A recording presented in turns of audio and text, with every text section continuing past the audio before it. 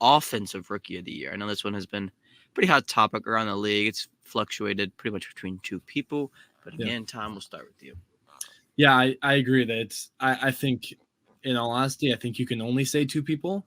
And the one that I will go with is Cooper Kupp.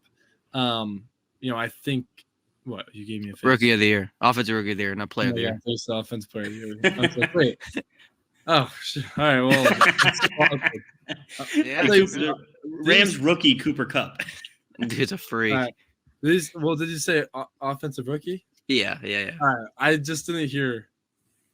You're good. Rookie part. It's okay, Tom. My bad. But Cooper Kupp's great. He is great. We'll talk about him. Well, it's Mac Jones. For me. I know MarrChase had the brilliant start to his career those first few weeks with the Bengals, and he's really. I feel kind of like guilty picking Mac Jones because he still is playing incredible. He's had a great year with Cincinnati. I know he had a great grab on Sunday to really help that fourth quarter comeback. I'm still so embarrassed. But I think at this point, for me, it's Mac Jones, just to see the way that he's progressed in, I know it's, people say it's easy to, it's just the system that New England's in, like, a lot of rookies could perform like that. I don't agree with that. Someone said that to me a few weeks ago. I just don't agree with that whatsoever. Mac Jones has really looked, it doesn't even feel like he's a rookie, how his presence in the pocket and just everything that he has, like, it doesn't even feel like he's a rookie. So, and it feels like Cooper Kupp's a rookie. So I would say Mac Jones for me.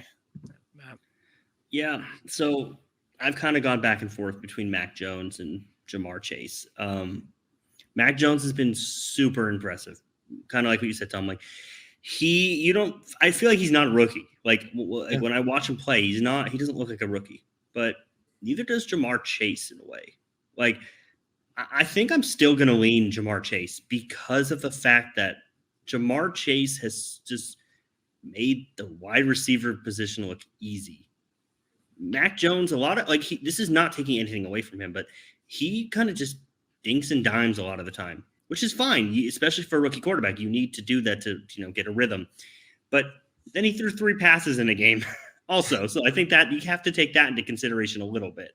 But I think I'm going to go with Jamar, at least at this point. Mac Jones could still win it. I think if the Patriots win out and they would go, 13-4, yeah. I think it's going to be him just because of the fact the rookie quarterback took you to 13-4. But at this point, I'm sticking with Jamar because I think Jamar is also about to go back to what he was doing in the first part of the season. I think he adjusted to what defenses threw at him last game, and I think he's going to continue to do that as the season progresses. Yeah. I think, may I ask real quick?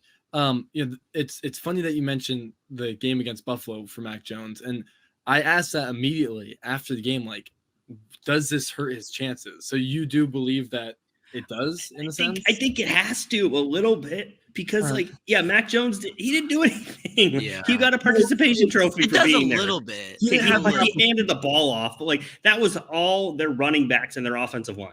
No, I completely agree. This is not slighting Mac Jones. I think Mac Jones is awesome. Yeah. I just think you have to take that into somewhat of a consideration when you're looking at every game that these two players have played, basically.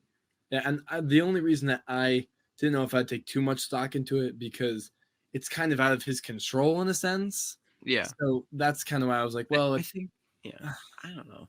Go off of Tom's question for a second. I think that it has to just affect a little bit just because it's going to make his numbers worse. You know what I mean? Yeah. Just obviously, it's going to make his numbers worse in general.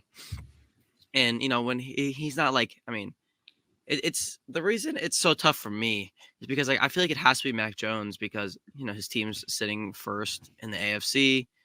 They're playing really good football. But when you look at him as a quarterback as a whole, he's an average quarterback right now in the NFL. He's a rookie, which is fine. That's still good. It's, you want him to be average. He's doing his job.